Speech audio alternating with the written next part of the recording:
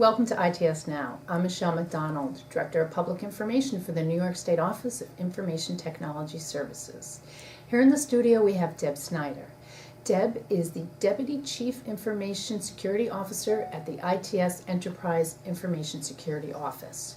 She and I will be talking about cybersecurity in New York State government and an upcoming not-to-be-missed cybersecurity conference. Hello, Deb. Welcome. Hello, Michelle. It's nice to be here with you. Cybersecurity is a trending topic these days. Why is that? Well, security really has always been an important business risk management function, but you're right in that it's getting a lot more attention recently, and that's likely due to publicized events and breaches such as those in Target, JP Morgan Chase, Neiman Marcus, Google, Facebook, Twitter, LinkedIn, you name it, they've been in the news. So there's also a growing realization that government entities have a significant dependency on the data technologies and critical infrastructure we use to effectively deliver services.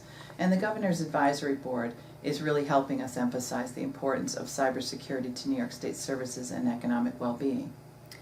What are some of the challenges associated with securing applications and enterprise infrastructure that support the state's business objectives? Enabling greater access and transparency while still maintaining security can be challenging, but it can be done. There's really a confluence of forces that are driving business, technology, and cybersecurity, and the evolving threat landscape is one of those things, as is mobility. There's that aspect of global connectivity. People want to have anywhere, any device access at any time. And then there's big data, the public appetite for information and transparency, as well as cloud and shared services, concerns about third-party software and environments, and social media, which of course provides collaboration productivity, but it also increases our risk. Building security in by design really requires a business-aligned and risk-based mindset and sound security strategies. It's essential to transforming and supporting how we want to interact with our citizens and do business with our partners. So what are the most concerning cyber threats for government organizations? So server compromises and website defacements are really the most common incidents that we're seeing, but the most dangerous involve intentional infiltration with the intent to control and manipulate our systems and steal data. The emergence of new vulnerabilities in critical applications and systems, the so-called zero-day threats, are nearly impossible to predict, which makes it difficult to mitigate them. What's the role of threat intelligence in protecting critical information systems and infrastructure? Great question. Timely intelligence really gives us a significant advantage in proactive response and mitigation.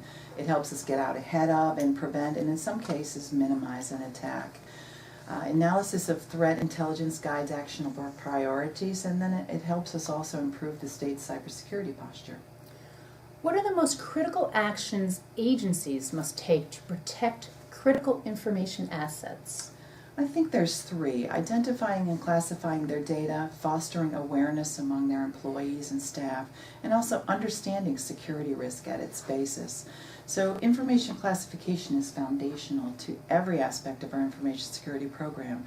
When organizations fail to properly classify their information and apply appropriate controls, essentially the results can be costly, and it's far less expensive to implement those controls up front than it is to experience a breach, have to address reporting and notification to add, in a sense, security on after the fact.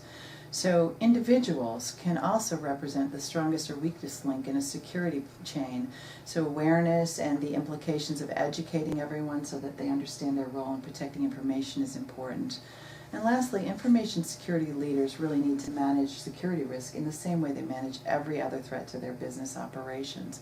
Fortunately, these are areas that we can be of great help in. What opportunities are available for people to learn more about cybersecurity? The Enterprise Information Security Office offers training and education, awareness, outreach programs. We have a wealth of presentations, bulletins, cyber tips, and other educational materials available. Many of these things are posted on the Inside Edge, as you know, and more are even readily available on our websites. Our premier cybersecurity educational event is the upcoming 17th Annual New York State Cybersecurity Conference. Tell us more about the conference. When and where is it held? The conference is co-hosted by the Office of Information Technology Services Enterprise Information Security Office, the University at Albany School of Business and College of Computing and Information, and the New York State Forum. It's held locally. It's a 2-day event right here in Albany on June 3rd and 4th, so it's coming up pretty quickly.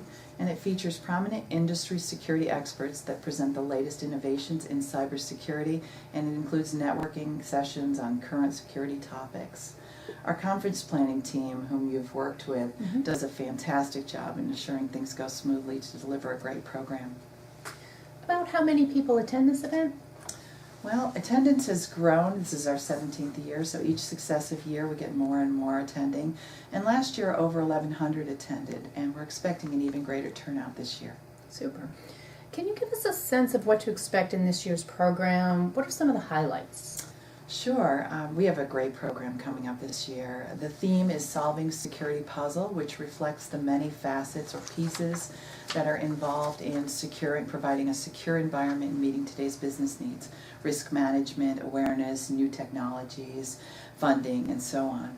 We'll be kicking off this year's conference with an exciting keynote on June 3rd. It's going to feature a panel of experts, several members of the Governor's Cybersecurity Advisory Board.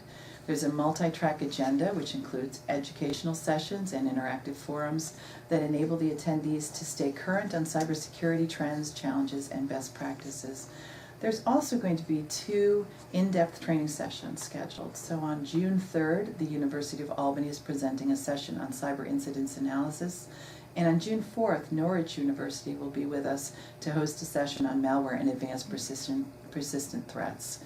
SUNY's annual Symposium on Information Assurance, or ASIA, runs concurrently on June 3rd and 4th, and we're also holding a hands-on network security assessment and defense competition called Panoply during the conference. You mentioned the Asia Summit. Can you tell us more about that? Absolutely. SUNY's annual Symposium on Information Assurance is a 2-day event that complements our conference. It's our academic track. And the goal is increasing intellectual engagement and interaction among the practitioners, researchers, and providers of services, such that we infuse research into practice. You talked about a network assessment and defense exercise. Describe what you mean by that. What's involved for those who participate? So that would be our Panoply exercise. It's an interactive competition. It's a cyber exercise designed to test and improve practical skills, knowledge, and the ability to be prepared. So it tests participants' ability to look at systems like hackers would, to identify and mitigate weaknesses in the systems. And participants gain points for common systems they're able to fix and defend. They establish ownership of a particular service or system, and then they battle to successfully defend and protect the control against attackers from other players.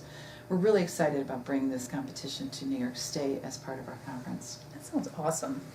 So, who should attend the conference? Is it just for techies? Oh, not at all. Information security isn't solely the domain of security and technology professionals. It's really a shared responsibility, and it crosses every agency area of our business and IT. Our conference goals and agendas reflect that, and they offer something for everyone.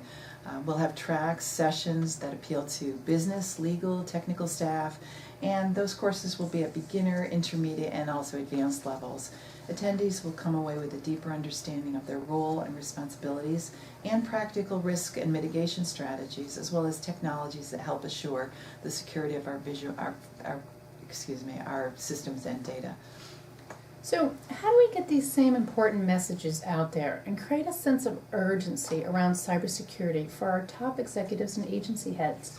That's a great question. Executive level understanding of risk is critical. On June 2nd, we're again going to hold our annual cybersecurity briefing for agency commissioners and agency heads, and that will emphasize the important and essential role that they play in security risk management.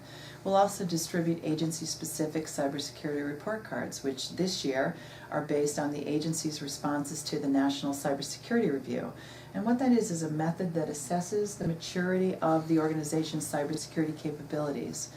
We'll have a guest speaker, and that will be Mary Galligan. She's the Director of Cybersecurity Services at Deloitte & Touche, and she also served as FBI's Special Agent in charge of cyber and special operations in New York City. She'll be discussing cyber risk management and some lessons learned from managing incidents. The upcoming conference sounds like an exciting and worthwhile event. How do staff and others register? Well, it's definitely my opinion a not to be missed event. I'll describe it as rocket fuel for the security-minded business and technology professionals.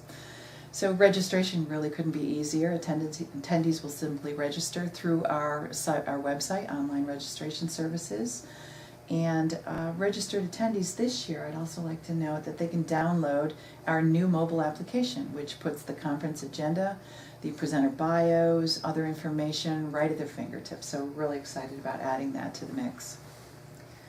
Deb, thank you for being here today. This has been really great, and thank you for telling us all about this exciting event and more about cybersecurity. It was a pleasure. Thank you for inviting me, and we look forward to seeing you all at the conference. This is ITS Now. I'm Michelle McDonald. Thank you for being here and watching our show today, and thank you for all you do to make ITS a great place to work.